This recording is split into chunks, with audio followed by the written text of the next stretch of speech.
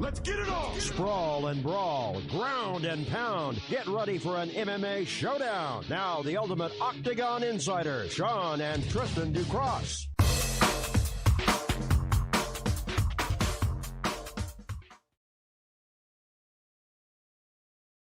What's up, everybody? Welcome to the Ducross Brothers Sports Warriors. I'm Tristan Ducross. Along my side, as always, is my partner in crime, the one and only Sean Ducross. John, what a huge show we have in store for everybody. But let's start off with some breaking news, that kind of took over the combat sports world early on in this afternoon when word came out that we have officially can say that we have a Tyson Fury versus Anthony Joshua. No, we don't. And this is going to put a damper on a lot of people. I mean, I already took to our people at Cited. I mean, got hooked up with their beta app, so I'm feeling a little froggy right now. But the misconception here is that the fight has been agreed upon. A 2-fight agreement. However, there are some things that have been left out. It's been much like, I guess you could say, clickbait kind of. And by that, I mean that it was said, agreed upon, and got everybody talking and poking and everything else like that. However, the only thing that has been agreed upon is the fact that it's been agreed upon in principle. The numbers, the figures, it's a 50-50 split between both Tyson Fury and Anthony Joshua. But there is no contract signed between the parties, Tristan. Correct. There is no contract It's signed. more of a like with between Eddie Hearn as well as Tyson Fury. It came down to the fact that they both agreed upon it, kind of like a handshake deal. Yep. What it is contingent on, what a lot of people are not talking about, is that it's a contingent plan based on whether or not Tyson Fury can get past Deontay Wilder, Sean. That's the hang-up. Well, actually, there's more than just that being the hang-up. It's not just Tyson Fury trying to get past Wilder. It is also the fact that Anthony Joshua, Tristan, has to compete against the WBO mandatory competitor in Usyk, as well as the IBF mandatory contender for Joshua's IBF title in Pulev. Pulev first is the next one up, and then it's Usyk after that. He's got more of a troubling schedule than that of Wilder, than that of Fury. Fury just has to get past Wilder. You've got Joshua that has to get past two guys before he gets to Fury. So you looking at this right now, so it's like pump your brakes, because the only fight that is maybe will fall through is the Usyk fight, because Usyk is promoted by Eddie Hearn. Eddie Hearn can go, yo, step aside, let's get this fight in. But then there's also another wrinkle, is Dillian Whyte. Dillian Whyte is already a mandatory contender. Dillian Whyte has already been saying, well, where's my shot? Yeah, this guy has been pushed aside how many times? Right? And now there's discussion again from Eddie Hearn is that Dillian Whyte is going to fight Tyson Fury if he gets past what's his name, Wilder, in February of 2021. Poor guy. So we may not see Joshua versus Fury until the end of the year of 2021 if you assume both parties get past their matchups before they ever get to each other. So I love how everybody went, oh my God, this fight has been decided, and pump your brakes.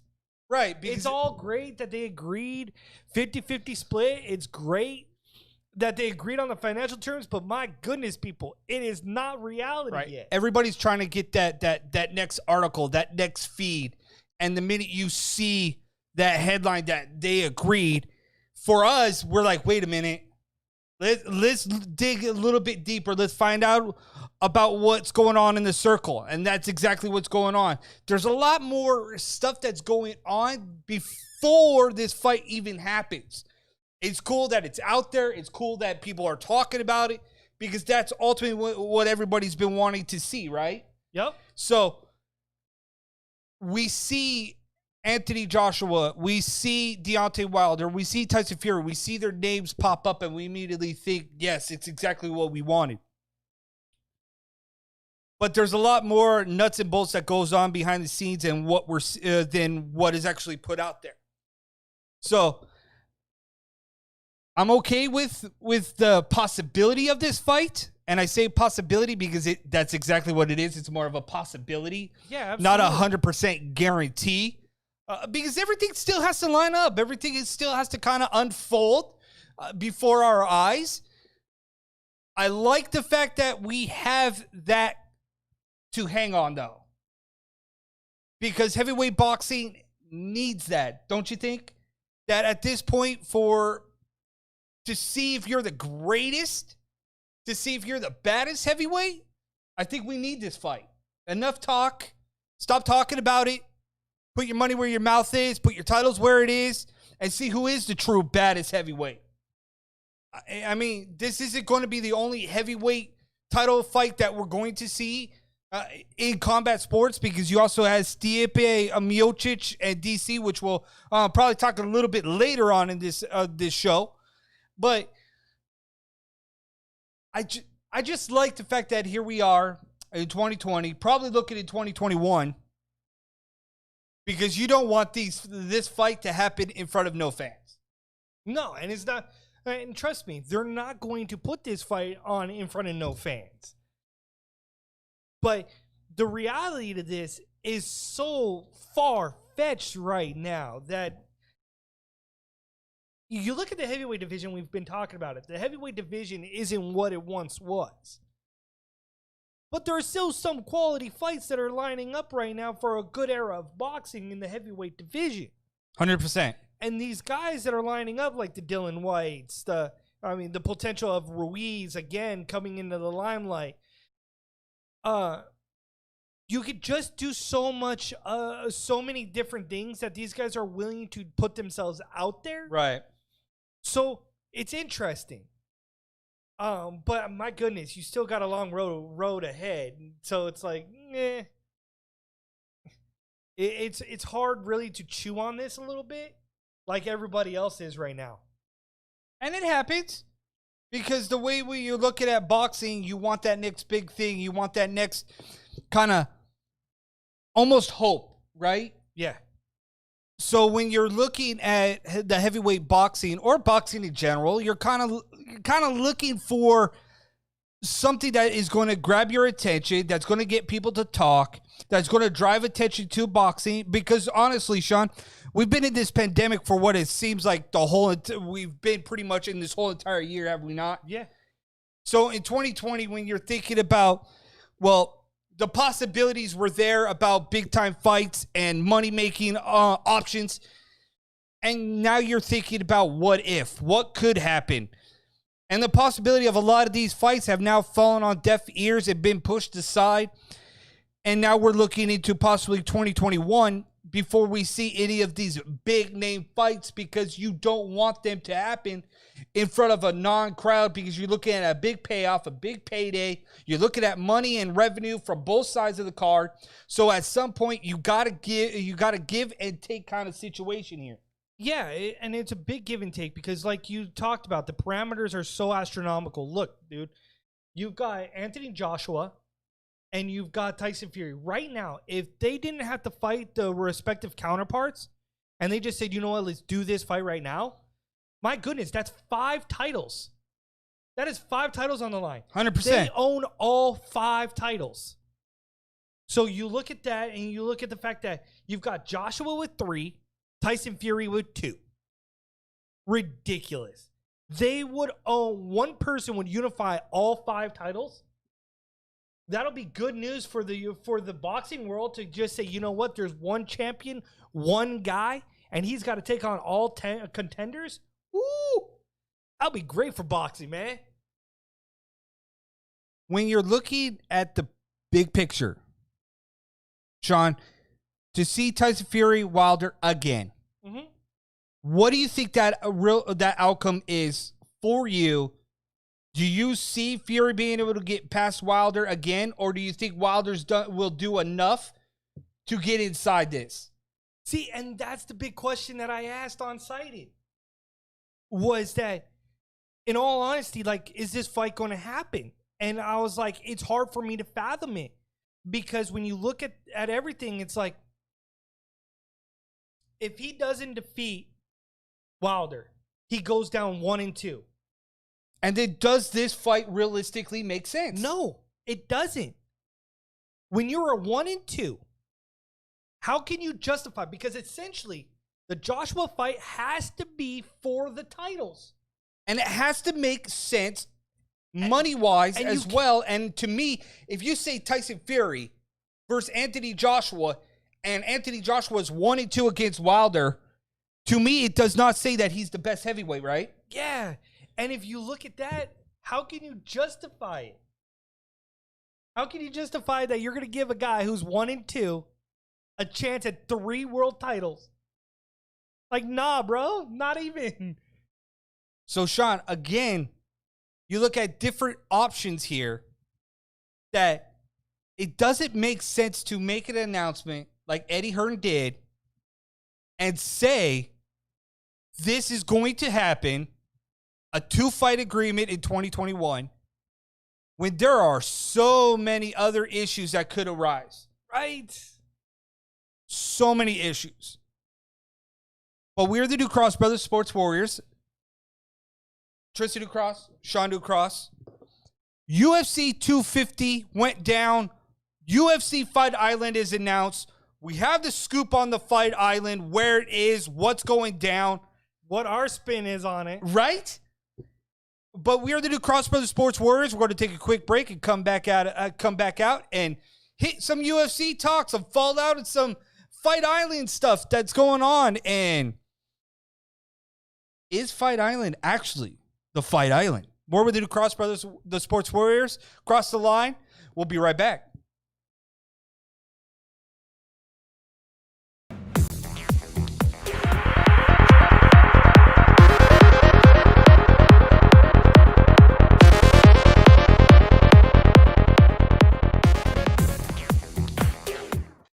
The Ducross Brothers, the Sports Warriors, Sean and Tristan Ducross, Wednesday nights at 7 p.m. Pacific Standard Time, talking all combat sports, giving opinions on the latest news and the trends in the combat sports world. You want something different, something fresh?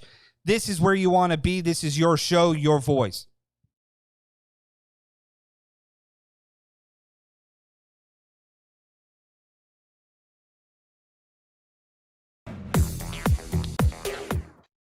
What's up, everybody? Thank you for tuning in tonight. Go ahead, hit the subscribe button if you're watching to us on YouTube. If not, then go ahead, share us, smash that like button, show your love for the Ducross Brothers Sports Warriors. Share us. You want something new, something different? We are your show. We talk all combat sports. We got you covered from every angle. I'm Tristan Ducross. This is my brother, Sean Ducross. We are there. Cross the line. Thank you to our sponsor, I Love Anti, for all your CBD needs. Go to iloveanti.com. Use promo code DucrossBros. Get 10% off. You can get also ESPN a subscription. You can go to our Facebook, The Ducross Bros, and get our code and save a little bit of money on that on ESPN Plus. Thank you guys for tuning in to us tonight. We got an incredible show. Also, Sean, I keep forgetting. I'm not used to this. We have a huge guest on our show that we had a chance to sit down with earlier today. Mind completely blown. We had to do this interview. We had to, right? Yeah. We saw this and we thought, man, we haven't done an interview. We haven't brought on any guests. And trust me, people have been asking to try to come on our show. And we weren't 100% sure on how we could do it or anything like that because we had a new setup, new gear. And quite frankly, we couldn't get it to work originally. But I was able to figure out a workaround. And today we were able to work with it. And we have a huge guest on our show from E-Kick. If you don't know, you'll know tonight what E-Kick is, right? Yep. And we'll get into that a little bit later, but UFC 250 happened. And do you want to talk about 250 first, or do you want to get into Fight Island and then go to 250? Let's get into the Fight Island. Let's get into the Fight Island first. Fight Island is announced. It is in Abu Dhabi at Yas Island. And it's funny because everybody's like, oh my God, it's Abu Dhabi. Oh my God, UFC's Yas Island. You do realize that they've been there before, right? Right. 3 different times. Right. Again, it's not that big of a deal, people. No, it is not. They made this Fight Island thing, this biggest thing. They made it sound like it was going to be incredible. And it still might be, because it's Abu Dhabi. Right. Not just that it's Abu Dhabi. They're talking about basically a fighter's hub in Abu Dhabi on Yas Island. And on the beach. Basically, no, the only thing that's going to be on the beach is an octagon to train. Not where the fights are going to be. So if you thought that it was going to be like Mortal Kombat, nope, you're wrong. If you're thinking that it was going to be like Bodog, you are wrong. Where there was palm trees and everything else, you are wrong. It ain't going to happen. Because the venue itself, and I say venue because it's going to look, from reports, it's going to look eerily similar to what the Apex Center looks like in Las Vegas. Looks kind of cool. So they're making headway over there in Abu Dhabi and getting this all situated and looking legit and everything else like that. But the fact is that it's going to look like the Apex Center. I mean, it's not necessarily a bad thing because the Apex Center looks beautiful. I mean, the way they've got the production lined up, it looks great. Look at this. See if I could get this going here. This is ideally a concept art of this is like the concept art that what it's going to look like, the UFC in Abu Dhabi. Kind of cool, right? I kind of like it, kind of dig it. And also they'll have, like I said, they'll have an octagon on the beach for training. But basically I swear, it's like the UFC is listening to every single thing that everybody is saying about how they can put on a presentation. See, Tristan, if it really looks like this, yes. If it really looks like this is fitting for what Abu Dhabi really looks like. 100% agree. Because if you look at some of the stuff in Abu Dhabi or on Yas Island, like, let me just throw something out there for you, okay? On Yas Island, you have the Ferrari World, which holds the world's fastest roller coaster. They've got Yas Water World. They got Warner Brothers World, which has theme lands, dude, of like Gotham City, Metropolis. Like, my God.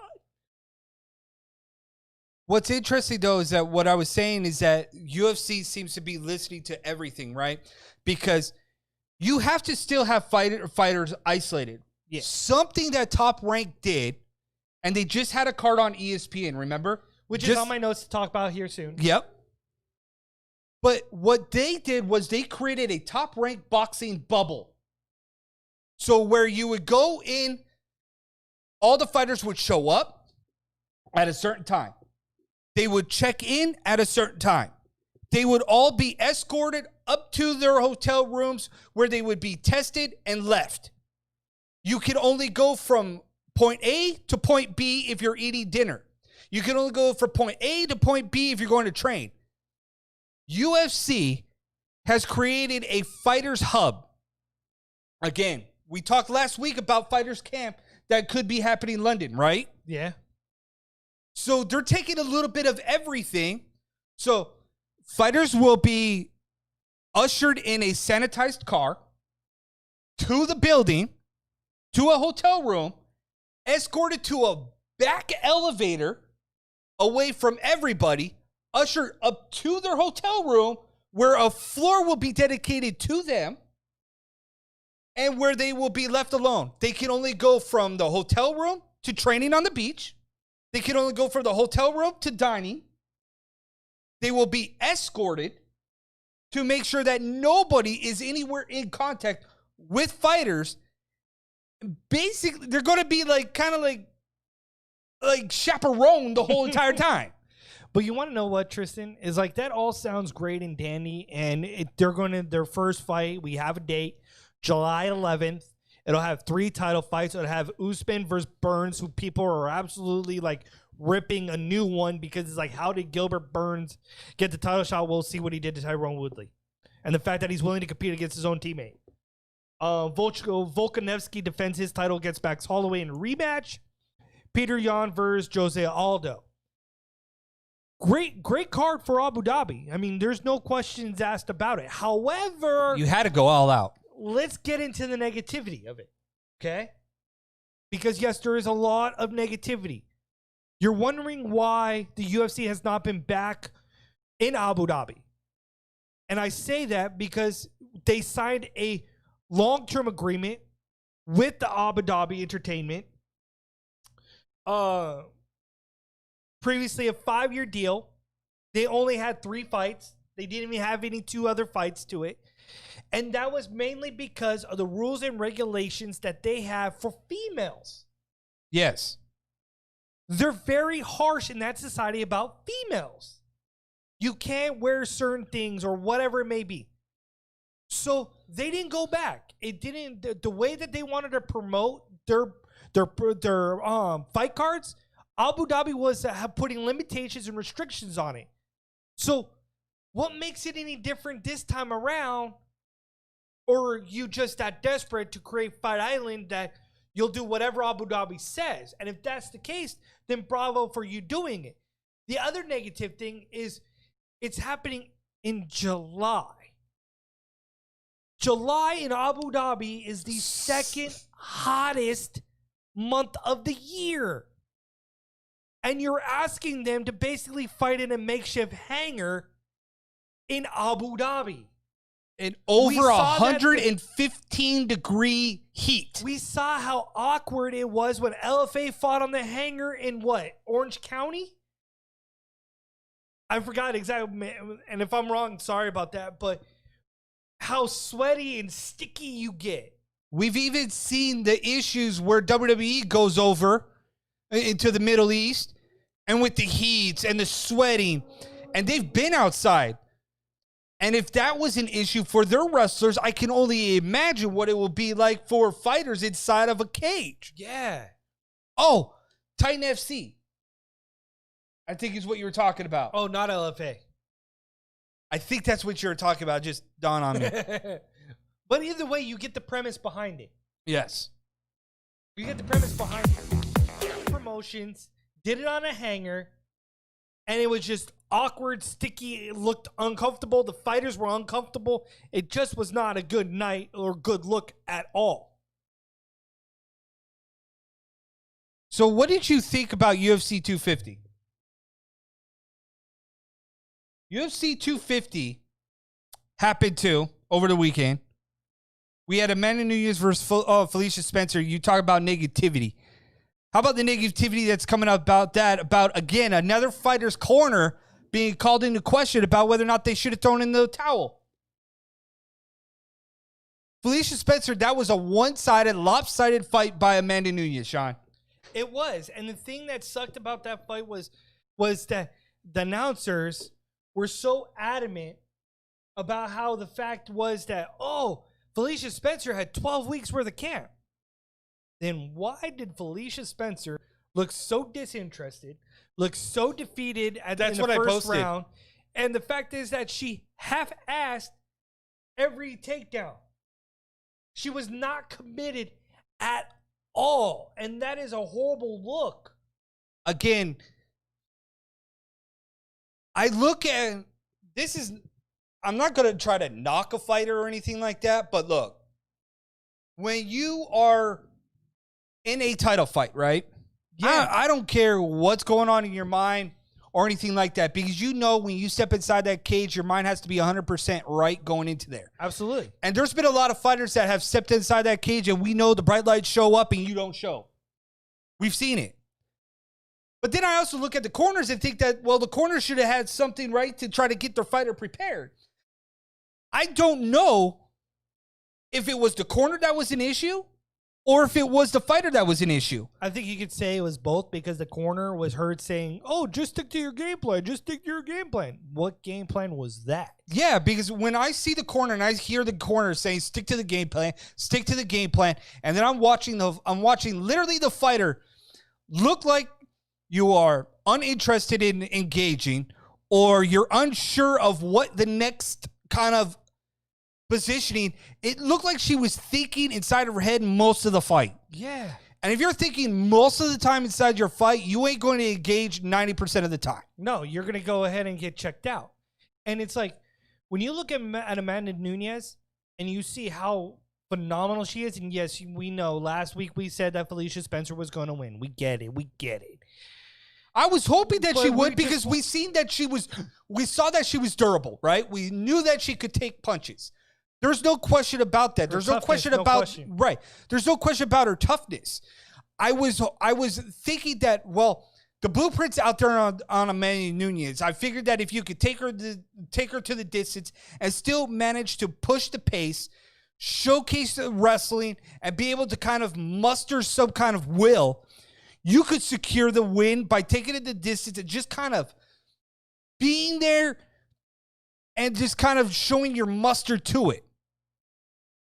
But when you looked like that you didn't belong there, and Amanda Nunes just over and over again, just peppering you, just destroying you on your feet, every aspect of the fight was Amanda Nunes. Call it what you want, whether you liked the main event, you didn't like the main event. It was one-sided. I thought the fight 100% should have been stopped in the third round, no later than the fourth round. Too much damage to her. You could have even stopped it in the second round. Yeah. At what point do you save the fighter from themselves? Yeah. At what point? But see, the thing though is like, so here's my thinking, okay? And I thought about it after the fight. I thought about it just now. So you look at it and you say, okay, Amanda Nunes, the GOAT. And I could say that strongly. She's the GOAT. Yes. She's perhaps the single-handedly the best female mixed martial artist ever in the game. But isn't her style starting to remind you a little bit of GSP? When GSP started to get way too comfortable, his fights started to last a little bit longer, or he started to look a little bit disinterested, whatever it may be. Amanda Nunes, to me, looked like Felicia Spencer was way outclassed, way outmatched for her, and she simply toyed with her for 5 rounds. She had no interest of finishing Felicia Spencer. All she wanted to do was just have fun. And that was put a beating on another person. And I think that's a problem that we're going to see right now in the bantamweight division and the featherweight division. There's nobody competitive for her. Yeah, there's nobody competitive. And if you say that, it's like the announcer said. And I'm sorry to all the women out there, but that's just the reality. And if you look at it, like Megan Anderson was they took a shot at Megan Anderson. And I was on the hype train of Megan Anderson. Because I thought Megan Anderson had the tall stature, had the length, the reach. And if she's able to, again, almost pull a Holly Holm kind of like point match system where you can kind of out jab, out box, and keep the distance and kind of put a game plan that way, I think that she could possibly pose a threat. Yeah. But when you're looking at Amanda Nunes and the strength, the raw power, and the fact that this girl is a workhorse through and through, and I just don't see anybody right now that can put in the work that wants to be better than Amanda Nunes, because you're going to almost have to have an out-of-body experience to take out Amanda Nunes at this point. And apparently in 12 weeks isn't enough. No. But Aljamain Sterling, a.k.a. the Funk Master, looked awfully little funky. I mean, the fact that he put out Sandhagen in dramatic fashion, staked his claim, and it made it perfectly clear that, dude, he should be the guy fighting Peter Yan, not Jose Aldo. But I still like the fact that, Sean, you got Jose Aldo and Peter Yan for the bantamweight title, right? It gives the title credibility because you got Sean O'Malley and Sterling, and I said that what would be an amazing fight would be Sterling versus O'Malley. But that's for the winner against Jose Aldo and Peter Yan. But Tristan, that is a drastic jump up in competition for Sean O'Malley. Sean O'Malley's good, and that knockout was beautiful. A thing of that beauty. feint and the hit with the right, beautiful. But for him to jump up and face Aljamain Sterling, not quite yet. I mean, you could probably potentially put Cody Garbrandt versus Aljamain Sterling for a possible shot at the bantamweight title? Yeah. Okay. So there's. I mean, he did kill Rafael Assunção. Yeah, he did. Dude, is it just me, or did he kind of look like he was posing? Like on the cage? Like, dude, I see what you're trying to do. I see it coming. I see it coming. I'm just going to pause real quick like it was in slow motion against the cage, and then swung with everything with his might with that right, and almost took the head and spun it around off of Rafael Assunção's head like it was the Exorcist, and it was the nastiest knockout I've seen. Yeah, it was a good one. But at what point is enough with Neil Magny? This guy has done everything that the UFC has asked him to do in the welterweight division. He has the second most wins in the welterweight division behind GSP with 16 wins. This guy has over 20 wins as a mixed martial artist. He has not had one title fight, but yet the guy on his resume has a win over Carlos Condit, Johnny Hendricks, Hector Lombard, Kelvin Gastelum. He had fight of the night against Kelvin Gastelum. He had performance of the night against Hector Lombard. What does this guy have to do to get his shot? How is he not in the UFC rankings? Granted, the UFC rankings is garbage, but how is he not in the rankings of the UFC? But yet you've got guys like Robbie Lawler, who's 3-2 in his last 5 fights. Granted, he's fought way higher level of UFC ranked opponents. Or what about the fact that Jeff Neal, who's ranked number 11, is 13-2? Granted, 13-2, but 20-plus wins. Granted, Jeff Neal is 5-0, and all finishes. And Neil Magny doesn't necessarily finish a lot of people. But still, I digress. How is Neil Magny, a guy who's been consistent performer, still not getting his due? Yep. Seriously. Give him Jeff Neal then. Let's see his worth. Let's see if Jeff Neal can really go 6-0. Give him Jeff Neal and let's call it a day, people. That fight I wouldn't mind seeing. So, UFC 250, Sean, went down, and it wasn't that bad. I mean, it wasn't that bad, except for the main event. Could have been stopped sooner. Absolutely. So we're the Ducross brothers, the Sports Warriors, Tristan Ducross. Wow, really? Not even touching that. We are the Ducross brothers, Sports Warriors, Tristan Ducross, Sean Ducross. Cross the line. Combat Sports Talk Show. A little bit different. Hope you guys enjoy. Smash that like button. Share us. Show your love. In the meantime, coming up next, huge interview. If you don't know what e-kick is, you will know soon. Your boys, the Ducross Brothers Sports Warriors, have an interview with Edward Sampson and Mark Goldstein. You don't want to miss. Stay locked right here.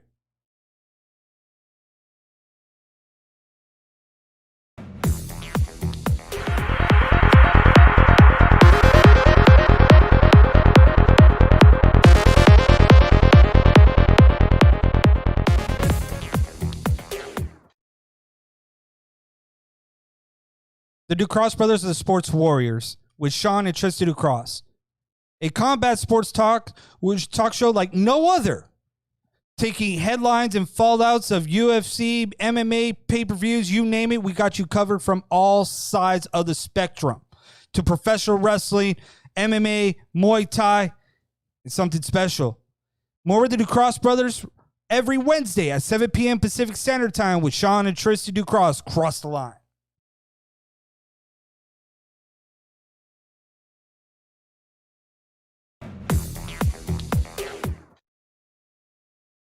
All right, guys.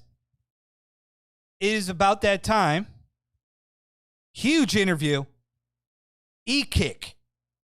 Extreme Kumite International Championship. That was like a mouthful, Sean. A little bit. But Edward Sampson and Mark Goldston, the president, CEO, and the executive vice president, joined the Ducross brothers. We're back in the game with the interviews. We thank their time, and hopefully you guys enjoy the interview. Welcome to the Ducross Brothers Sports Warriors. We are here with Edward Sampson, the CEO and the president of E-Kick. We also have Mark Goldstein, the executive vice president, chief strategy and operations officer, with us today with Sean and Tristan Ducross. Edward or Mark, explain to us a little bit about how E-Kick came about. Okay. Sure. Go ahead, Edward. Mark, you sound a little bit clearer. Go ahead, and I'll speak Okay. after you do. About a little over a year ago, Ed had called me about what he wanted to do. He was doing bare knuckle boxing, and he was interested in getting assistance in setting up a new league or a new organization. I met Edward through a colleague of mine, and we talked for a little bit, a month or so, and then decided that we were going to move forward. I got involved with it to set up a structure for what he wanted to do. Then after about 6 months, we named it. It took a little bit naming it, back and forth between myself, Edward, and our other partner for about 2.5 weeks to come up with E-Kick. The name and the strategies, and we've been going forward. We've been evolving the concept. You know, we want to treat the fighters fairly. We want to make sure they're compensated. It's not about us only making money. It's about everybody making money and everybody having things to do after their career. So we're going into other areas of entertainment, such as film and TV, and inviting the fighters who stay with us to come in also. How did you guys come about with the name? The name? Okay. That was interesting because my other partner, Jeff Arcio, wanted to have something with extreme in it. So, and Kumite is something that is a martial arts term. And we don't want to sound like everybody else using MMA because we're not like everybody else. So the international part came in afterward because we are not going to be just US based. And championships is really where it's at. People are fighting to win something and be acknowledged. So it became about E-Kick was Extreme Kumite International Championships, and we trademarked it. When you guys talk about wanting to be different, and you bring up bare knuckle background, you bring up the Kumite, and the thinking behind Kumite is that it's like underground. Bare knuckle was kind of underground. Is that kind of the environment that you want to bring back to the world of combat sports? We want to bring back an authentic version of it, but I don't think we're going to be underground because we have to be sanctioned. I mean, if we get our own arena that we own, we'll decorate it like that, but we're going to abide by whatever regulations are applicable to have the sport move forward. When can we see the first event?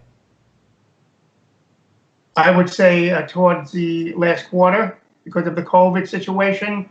We're hoping to have an event where we can have attendees, but if it doesn't evolve into that by that time, we will stage an event, probably do pay-per-view ticketing that way, and have, you know, abide by the health requirements to have the events.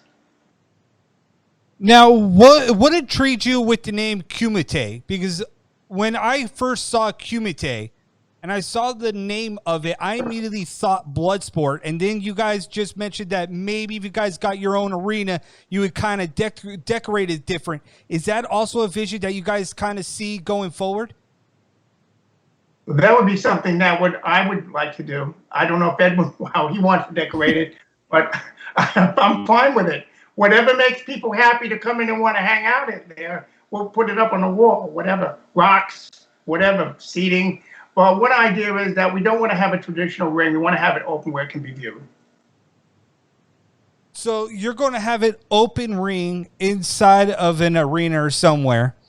The expectations are very high for E-Kick coming out. Edward has made some very bold statements with the standards of E-Kick. Where did those standards kind of come for? We decided that you're talking about how we treat the fighter, that standard? Correct, yes. The trust, the integrity, the honesty. Well, that's how I normally do business and Edward does. So we're carrying it over from our experience in business and the way we work with people into the fight sport. There's no reason to deviate and do what other people do. We have to do what we feel is right, and that means accommodating everybody. We want this to be pleasurable for the people involved. You go to the website, you're going to see brand ambassadors, you're going to see advisory boards. We want to form relationships. We let people come in, we promote them, and then they want to get more involved. So we're building the organization, I believe, the right way. It sounds like you guys are building it the right way in an era that seems like those are key ingredients that are missing. There's only been kind of select few that kind of preach those type of phrases still in mixed martial arts, because when you talk about mixed martial arts, those are everything you associate mixed martial arts with. And I think everybody's kind of deviated from that. So it's great to see that you guys are trying to bring that culture back. Have you guys already had conversations with some higher end level mixed martial artists that would name value, or are you guys looking for guys to give more of a chance to? Well, going forward, we have known martial artists that have accomplished careers wanting to come in with us, I guess because of the environment that we have going on right now in sports, in fight sports. So that being said, we are going to work with whoever is applicable for our company in the beginning. But our overall goal is to develop our own fighters, sort of like the baseball teams do. They have the farm leagues, let them qualify there and move them up a couple of levels until they become ready to be professionals. This way they know us, we've worked with them, they're engaged, we can work with them on other aspects of their career in addition to just the fight side, merchandising, endorsement deals, and then also possibly film and TV later on. So I really believe in development.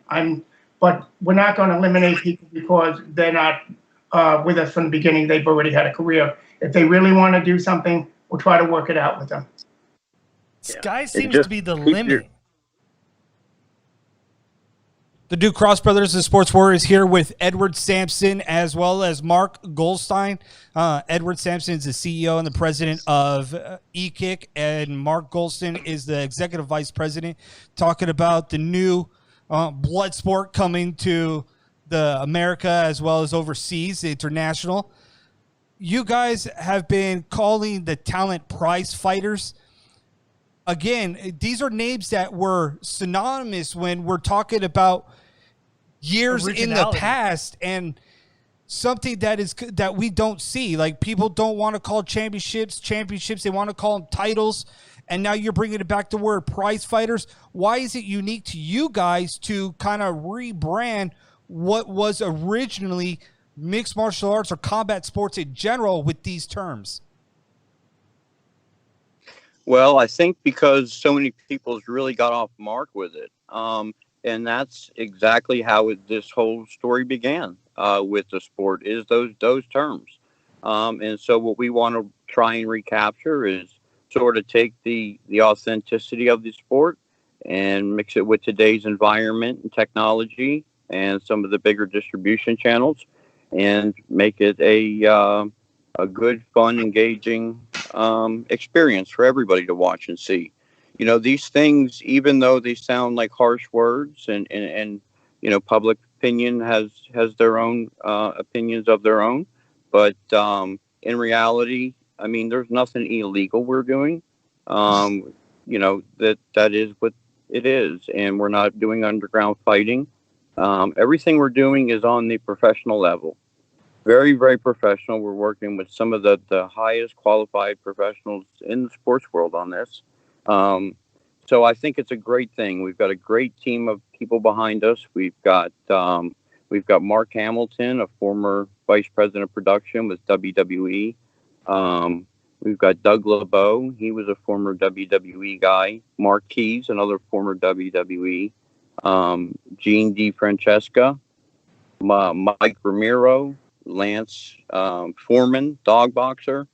We got Elenia Maxwell, Kung Lee, Sunny Singh, Samantha Goldberg, Ira Glass. I mean, these are big names. These people, Joe Dotseth and Matt Martucci. I mean, these people have been in the industry for years, and we wanted to make something different than everybody else is doing, and that different happens to be how the sport originally began, and so that's why we're doing it the way we are. And it makes sense because if you look at the rise of like bare knuckle, that took off on like it's a leg of its own. As soon as it came out, it just rose to the top, and it gave other people that other aspect of a martial art or boxing for that matter that you didn't see for quite some time. Now you guys have an opportunity to fill the void on both spectrums that you've heard about, but you haven't seen it. And I think that's what's going to intrigue the fight fan is, again, something else that they've heard, but they necessarily have never seen it physically. Right. And here's the thing. It's a two-part deal. So one side of it is to make a spectacular show that everybody wants to see to entertain the whole world. The other side of it is the professional side and the sports side, which is to get both of these sports, not only legalized, but prominently unique as their own unique sport, just like Major League Baseball differentiates from NFL. And the same should go with boxing and bare knuckle boxing and kumite. So we really wanted to bring some higher level officials and professionals in to help us raise the sport to that level of professionalism. Not that any of the other guys out there that's doing it isn't doing their job. We just want to raise the standards a little bit and really make this sport internationally, brand new again. So, and it's definitely the right time, and people's hungry for a new fight promotion. I think we have some exciting things to offer. We have a great promotion that, anybody would want to fight under. It doesn't matter the name. We're talking to a lot of big names, and if you keep your eye out on our website over the next couple of weeks, you're going to start seeing a lot of bigger names going up as well. But it's really about building, something for the fans and something that's long-term for the athletes and fighters themselves. So we think it's a great concept, and hopefully everything works out for the fighters and fans. And if it does, we will be very happy. The Ducross brothers here with Edward Sampson, CEO and president of eKick, as well as Mark Golson, executive vice president, joining the Ducross brothers, Sean and Tristan here. Edward, I want to ask you real quick. I from the way that you're talking and the energy that you're exuding with you explaining to us about eKick, do you believe that this is another evolution kind of combat sports? This is it, my friend. I think we're living in it. I think we're seeing it, and we're witnessing it right now. It's unfolding before our eyes. Look around at the tides are changing. Look at some of the issues and problems that some of the other promotions are having around the world. So I think it's a perfect time for a great promotion to come along that's structured properly, with some of the key areas where the other promotions either lacked or failed, with a better structure and opportunities for the athletes themselves. And just the uniqueness of it with covering the three sports with the entertainment aspect. I really do. I not only myself do I think it's the next big thing, but, it's amazing when you get on the phone with some of the biggest producers in the world, biggest producers in Hollywood, to some of the biggest networks, major networks, and they're just flabbergasted by it. And that makes you feel good at the end of the day. It makes you feel like you've done your job, but your job is not complete yet. We've got a lot of work ahead of us, but at least for now, we've got a good, solid foundation. We definitely have the right people involved. We have a lot of the right people that are still coming in, and it's drawing a lot of attention. And I think the combat sports world is in for a big surprise. And we're coming, bringing it to all four corners of the world. Edward, when you talk about production and you talk about, you named off some WWE guys, like what's your guys' vision over there for the production, that when eventually we do see you guys on pay-per-view or TV, do you guys already have a vision of what everything's going to look for, like production value-wise? Is it going to look more like on the edge of a WWE production with all the lighting, screens? We have a perfect vision, but we're going to leave that vision to ourselves, and we're going to leave your imagination and your fans' imagination to run wild, and just look at the board. Look at some of the members on the board, and it should paint you a picture. But I think they're going to be over-the-top events. That's what we're hoping for. I can't guarantee nothing because I can't guarantee tomorrow. But I can tell you, with the right people that we have involved, I think we're going to get nothing short but high-quality events. Edward, and all the brand ambassadors that you guys are getting on board with E-Kick right now, like you said, there's some heavy hitters. And when you look at the list, and and the list is lengthy, like you said, there's more coming. Was it an easy sell to them? Let me tell you something. Here's the thing about all this. What's amazing, it is, it's a lot of work to put not just a single fight promotion together, but to put 3 different disciplines of a promotion together, plus an entertainment side with so many different arms and legs to it. So, when you get some of these guys on the phone and they, you explain to them what you've done or what you're doing to achieve, they're, they want on board. They want to help any way they can, it seems like. Everything, as much work as it's been, everything has went as smooth as can be. It really has. The people we're working with and talking to, it's not a sales pitch. We're talking to these people about working together and how to make this sport and this franchise and brand bigger and better than some of the others. It's teamwork. They're not calling for a paycheck. They're not.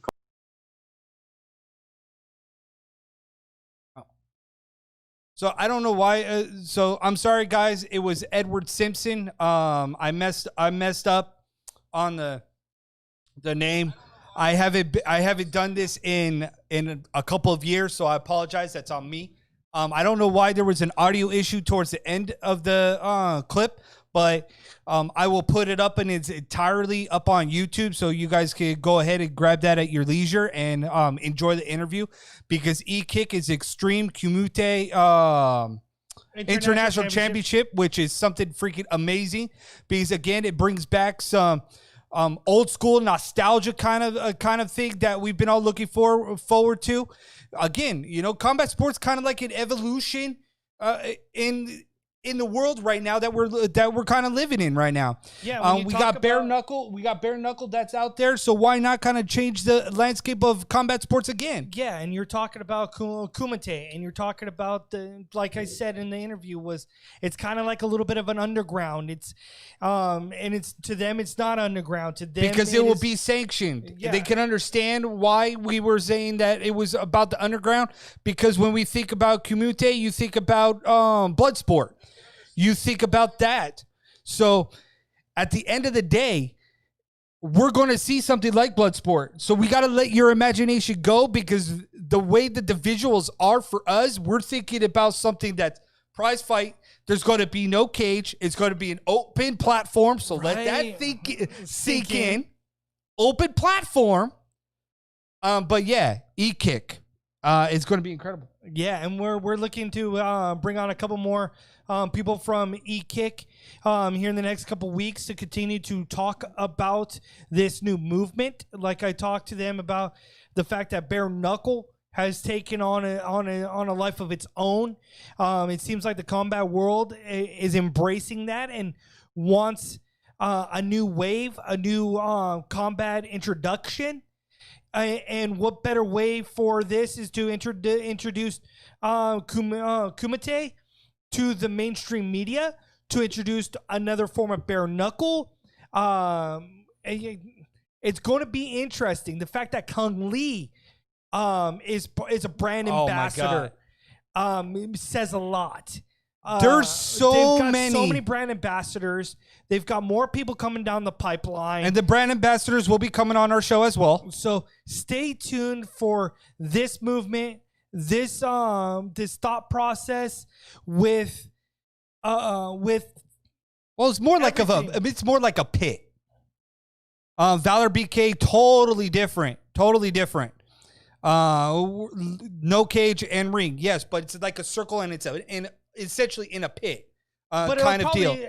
If you're I'm looking at a platform like Bloodsport, you know. If you're going off of visuals, Valor BK is probably the one that you can closely compare to what your visual might be. I guess so. That if you compare like you said, Bloodsport, dude, I want to Valor see BK, the stands, or like what about brick and stuff like that, and fans sitting up. So let me put this in perspective, okay? Valor BK meets Bloodsport meets Karate Combat. Yeah, just saying. That's a visual that I think you should fusion together. Yes. Let that thing sink in about what this may visually look like. Speaking about visually, real quick, before we run out of time and get out of here, what did you think visually of Top Rank Boxing coming back to ESPN?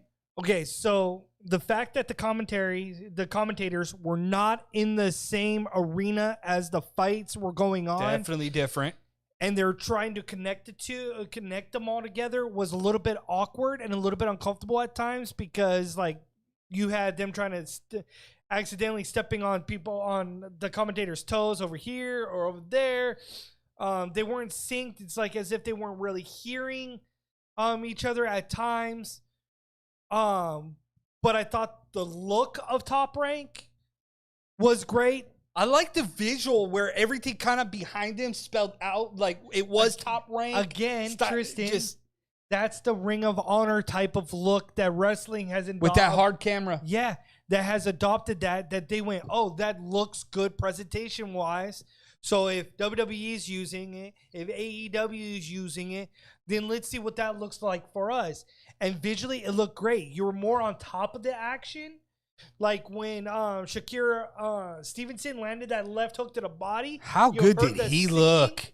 How good did he look? He looked great. I'm just not sure how they continue to pump him up as the next Floyd Mayweather or Adrian Bronner. I don't know that yet, but he's got a very, very bright just future. joined Elite Company. Elite Company. He's now the third American in 30 years to win a championship, win a gold medal, and is undefeated. Third American in 30 years, joining Oscar De La Hoya and Floyd Mayweather. That's an incredible feat. And the thing, like I said, was that this was a showcase of young up-and-coming fighters. Stevenson, or the fact that you had Jared Anderson, who knocked out his fourth opponent and looked great. Boxing technique-wise was solid. Work to the body, work to the head, look for the uppercut. Body shot that dropped Caballo. Woo, that was something nice.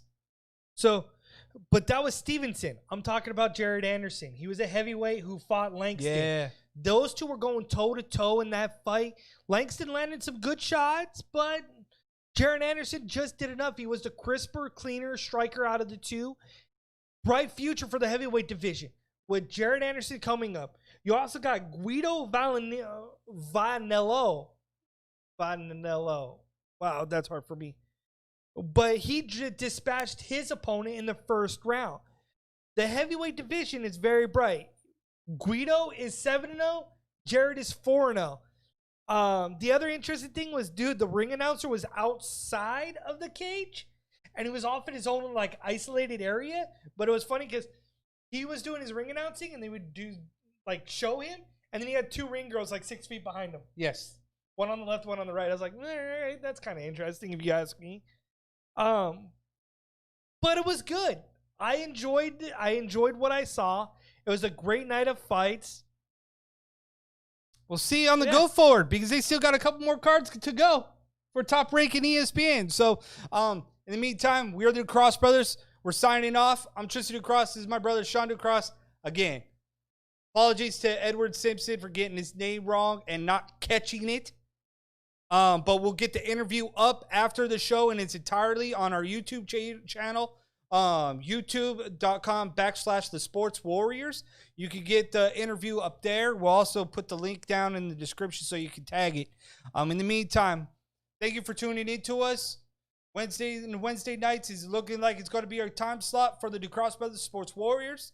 In the meantime, I Love Auntie. Thank you for sponsoring us. ESPN Plus, shout out. Go to iloveauntie.com. Use promo code DucrossBros. Save 10% on your CBD needs. ESPN promo code is on our Facebook, The Ducross Bros. Enjoy. Love you guys. Catch you guys on the flip side.